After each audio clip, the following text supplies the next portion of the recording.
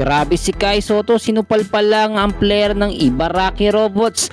Finally mga idol, eto na nga po ang debut game ng ating pambato na si Kai Sotto dito sa kanyang unang laban ulit matapos siyang magkaroon ng injury. So far kung titignan natin, nasa starting lineup po ang ating pambato na si Kai Sotto. No, maraming pagbabago.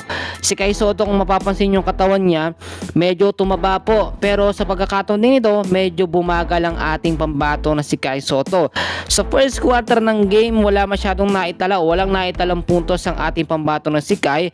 Pero kahit pa paano na naman, nakakagawa siya ng depensa. Nakailang blocks din po siya, no, dito po sa first quarter ng game. At kung makikita nyo ho, parang kinakapapa ni Kai Sotto ang laban ulit, no. At dito nga po sa kupunan ng Koshigaya Alphas, pero hindi na nawawala ang kanyang natural na depensa. Kung mapapansin nyo, hindi talaga siya medyo alangan si Kai Sotto sa pagkilos dahil nga po sa kanyang naging injury. Ang tindi kasi kapag ka nabalik na naman or nagkaroon na naman ulit siya ng injury, baka hindi na naman makapaglaro ang ating pambato na si Kai Sotto. Tignan nyo mabuti kung paano siya dumedepensa sa bawat laban. Talagang nahihirapan po ang kupunan ng Ibaraki Robots kapag merong big man na si Kai Sotto sa loob ng court.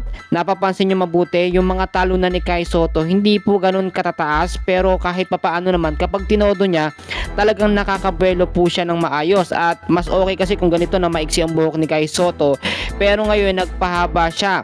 So mapapansin natin yung pagkakaiba noon sa ngayon. Dati kasi manipis lang ang katawan ni Kai Sotto, pero ngayon po dahil sa kanyang pag-workout ay talagang lumaki ang kanyang pangatawan. Ang kapalit naman ng paglaki ng kanyang katawan, medyo bumagal po ang kanyang pagkilos, pero lagi natin sinasabi, ang katawan ni Kai Sotto kinakailangan maging malapad para pag may nakakatapat siya ng mga ex-NBA player, lalo sa mga susunod na game nila, ay kaya niya pong makipagsabayan. So kung titignan natin, doon nga po sa naging laban ng Koshigaya Alphas sa Ibaraki Robots, hirap din po makapuntos ang ating pambato na si Kai Sotto. Hindi siya masyadong binibigyan ng bola ng kanyang mga kakampi, at napansin natin yon.